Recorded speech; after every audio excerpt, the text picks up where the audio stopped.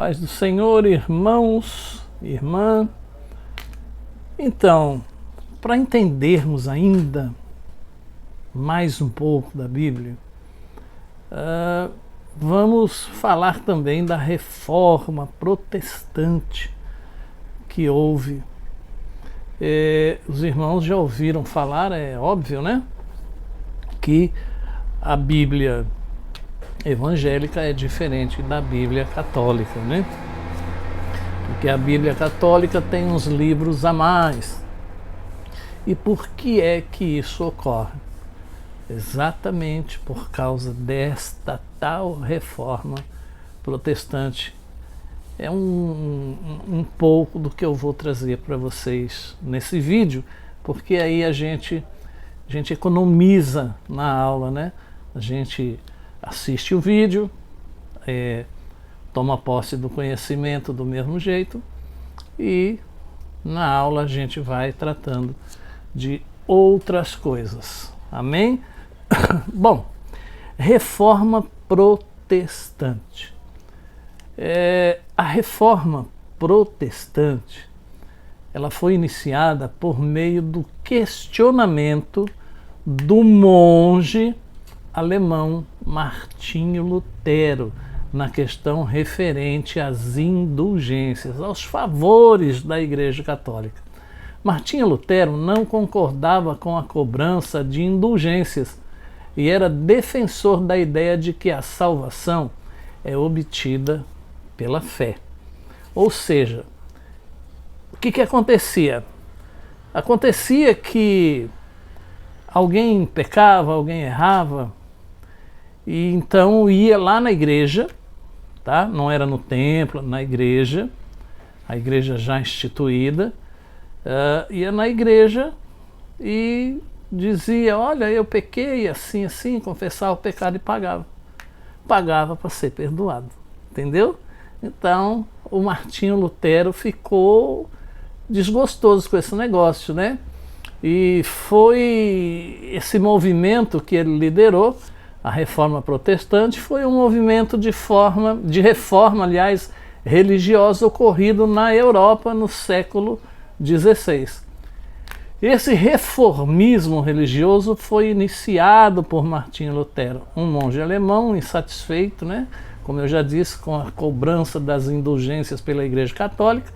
Lutero elaborou então as 95 teses e fundamentou uma teologia que deu origem às novas denominações dentro do cristianismo. Então, a partir dessa reforma foi que surgiram outros segmentos, né? Nossa igreja evangélica e outras por aí, tá bom?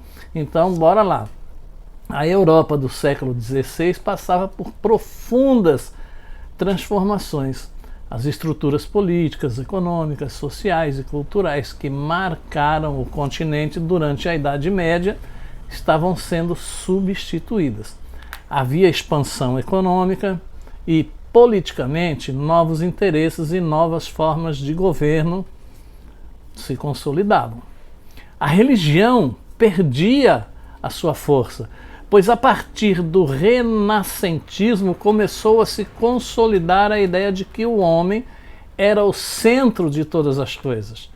A cultura renascentista também contribuiu para que as artes ganhassem novo fôlego, resgatando, sobretudo, o legado da cultura clássica. Assim, novas ideias e novas formas de enxergar o mundo foram difundidas com a invenção da imprensa. A Igreja Católica, por sua vez, enfrentava uma crise de credibilidade. Isso mesmo, enfrentava uma crise de credibilidade e sua contestação vinha desde a Idade Média. As críticas à Santa Sé tratavam de questões como a quantidade de terras e outras riquezas nas mãos da Igreja, a corrupção dos clérigos, o abuso do poder, etc, etc, etc. Assim, questionamentos eram realizados abertamente e os casos dos Vandenses e as críticas feitas por John Wycliffe e John Hus são demonstrações claras de que a insatisfação com a Igreja Católica se arrastava por séculos. Os dois últimos, inclusive, são considerados precursores da Reforma Protestante. Mas quais foram exatamente as causas da Reforma Protestante? A Reforma Protestante foi um movimento de reforma religiosa que aconteceu dentro do cristianismo, sendo iniciado por Martinho Lutero em 1517. Então, a partir de tudo que nós vamos ver aqui, que nós vamos ouvir aqui no caso, Lutero ele não desejava criar um movimento religioso. Ele não queria fundar uma nova religião. Não era isso que Martinho Lutero queria, ou não era essa a intenção dele. Ele não queria criar nada que criasse uma nova igreja, por exemplo, que se separasse da Igreja Católica, mas que a reforma servisse, né, para consertar essas discordâncias até teológicas que ele tinha com a Igreja Católica. E as antigas críticas que eram realizadas à Santa Sé foram retomadas por ele, um monge agostiniano que era professor de teologia na Universidade Wittenberg. Apesar de ser um monge, veja bem, apesar de ser um monge e, portanto, membro do clero, Lutero tinha inúmeras críticas à Igreja Católica. E nós temos que comentar isso porque faz parte da história da Bíblia.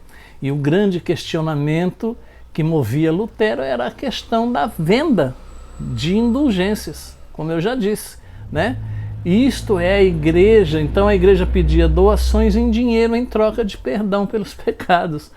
Quando a igreja tinha objetivos importantes, ela realizava uma venda especial de indulgência e incentivava as pessoas a darem contribuições em troca desse perdão e da garantia de salvação, coisa que não está muito longe dos nossos tempos, visto que em muitos lugares, infelizmente, as pessoas acham que dando dinheiro vão ser salvas, dando dinheiro vão ser curadas, dando dinheiro vão ter uma porta de emprego aberta, dando dinheiro vão ter um carro, dando dinheiro vão ter uma casa, quando nós, conhecedores do verdadeiro Evangelho de Cristo, sabemos que não é assim que funciona.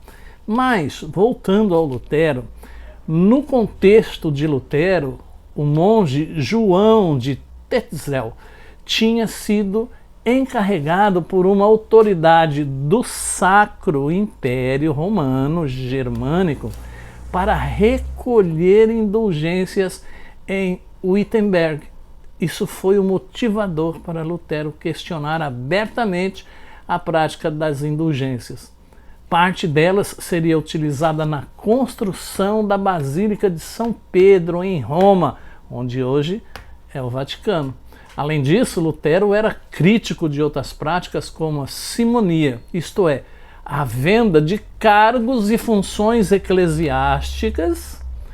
Lutero, então, entendia que essas ações da Igreja Católica iam contra o seu entendimento da fé cristã, porque ele não acreditava na ideia de que a salvação acontecia ou aconteceria mediante obras, mas mediante a fé. A insatisfação de Lutero, como mencionado, não tinha como objetivo promover um rompimento, como eu já disse. Ele não queria abrir uma nova denominação, um novo segmento, uma nova religião. Ele queria só combater as coisas que ele achava erradas dentro da Igreja Católica. No entanto, o processo que ele iniciou deu abertura para mudanças profundas em questões políticas e econômicas na Europa do século XVI.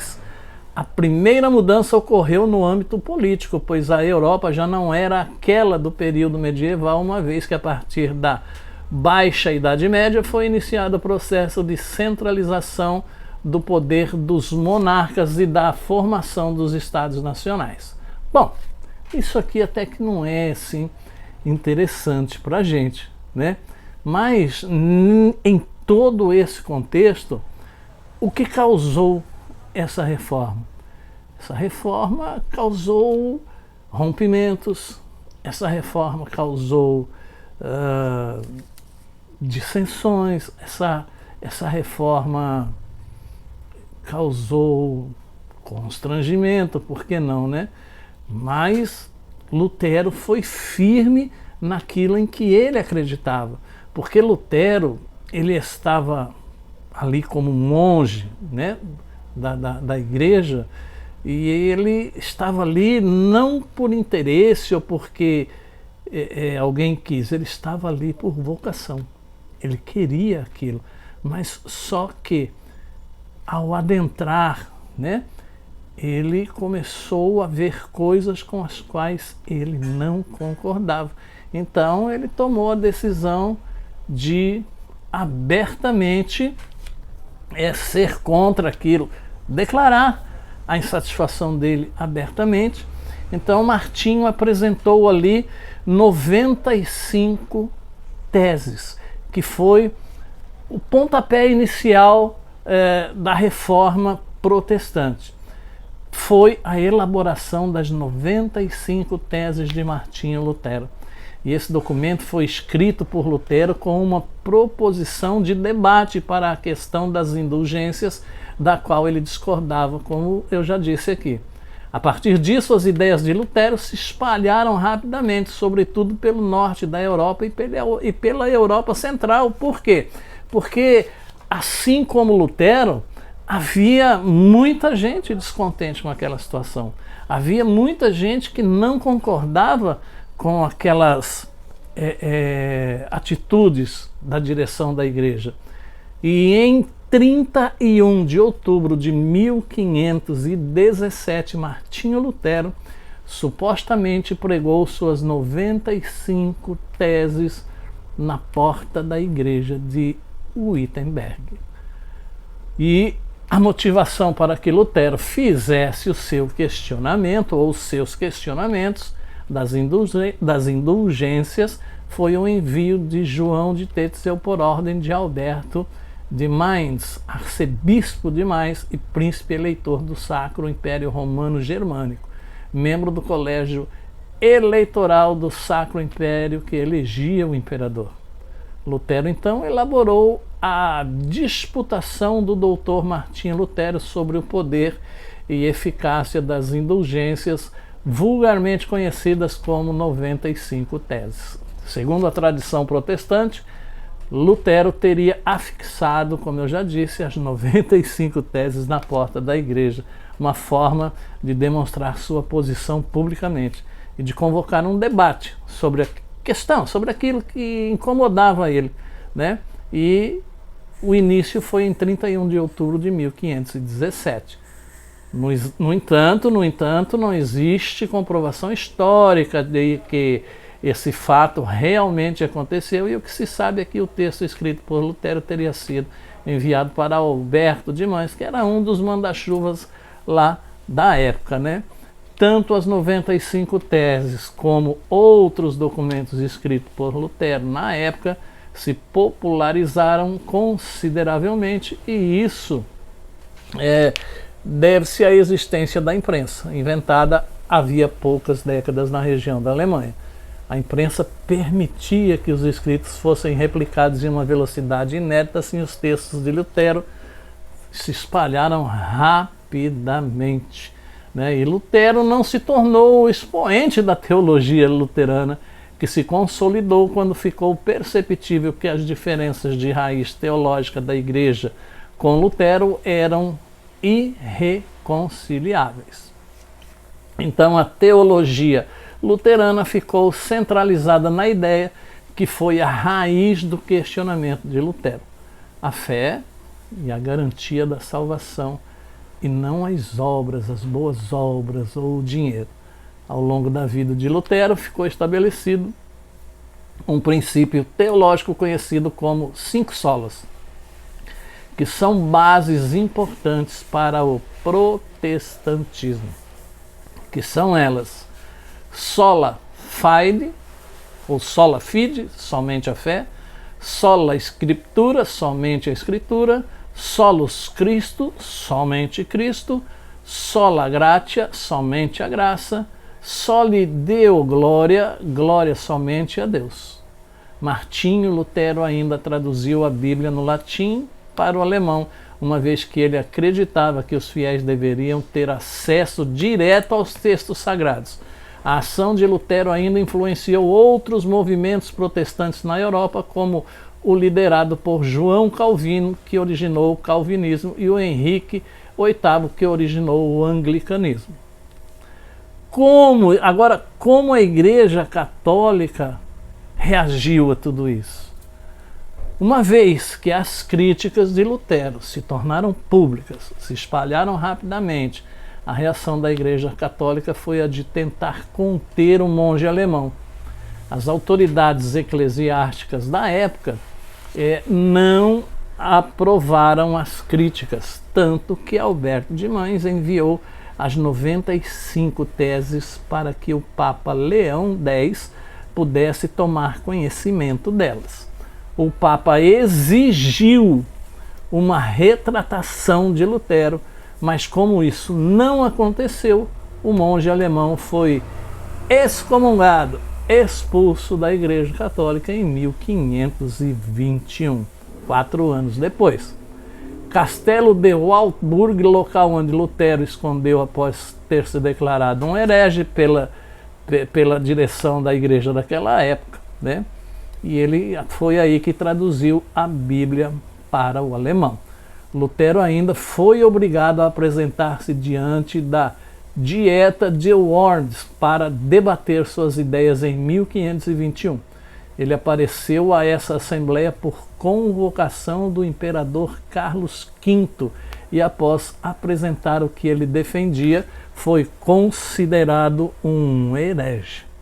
Por conta disso, ele ficou 1 ano escondido no castelo de Wartburg, local onde traduziu a Bíblia para o alemão.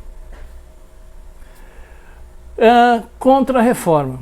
O crescimento do protestantismo na Europa fez com que o Papa Paulo III convocasse o Concílio de Trento, que se reuniu em 3 ciclos: 1545, 1547, 1551 a 1552 e 1562 a 1563. Nesses concílios foram tomadas decisões que reforçavam princípios do catolicismo e combatiam o avanço do protestantismo. A realização, então, do Concílio de Trento foi uma das ações da Igreja Católica no que ficou conhecido como Contra-Reforma. O objetivo era exatamente o mencionado: barrar o avanço do protestantismo na Europa. Entre as medidas tomadas no Concílio de Trento podemos citar: proibição das indulgências, proibição da circulação de alguns livros, reforço da ideia de infalibilidade do Papa e etc. As ações da Igreja como parte da Contra-Reforma não se resumiram ao Concílio de Trento e se manifestaram de outras formas também. A fundação da Companhia de Jesus por Inácio de Loyola também entra no rolo de ações da Igreja para reformar seu poder. Os jesuítas eram responsáveis pela divulgação do catolicismo pelo mundo e foram uma das principais ordens religiosas na América. Então, a Igreja Católica também reforçou a criação de seminários para aperfeiçoar a formação dos sacerdotes e procurou silenciar os protestantes por meio da Inquisição. Em locais como Espanha, França, Itália, a perseguição aos protestantes foi intensa. Para saber mais sobre a reação da Igreja Católica, é só você dar uma pesquisadinha leve aí, que você vai ver que não foi tão fácil como a gente lendo, a gente falando aqui, né? Foi muito trabalho, muita perseguição, e a partir daí, então, do Concílio de Trento, que houve, para você entender melhor, que houve essa divisão aí nas Bíblias. Isso aqui é inspirado, isso aqui não é, isso aqui é inspirado, isso aqui não é. E foi aí que surgiu a Bíblia protestante, que é a que a gente usa, e a Bíblia católica continuou como ela era, porque eles achavam que eles estavam certos e que Martim Lutero estava errado, tanto é que ele foi expulso da igreja. Certo? Então, você prestou bem atenção, você ficou sabendo mais um pouco aí da história da Bíblia, da história da igreja, e eu espero que tenha sido proveitoso para você. Deus te abençoe.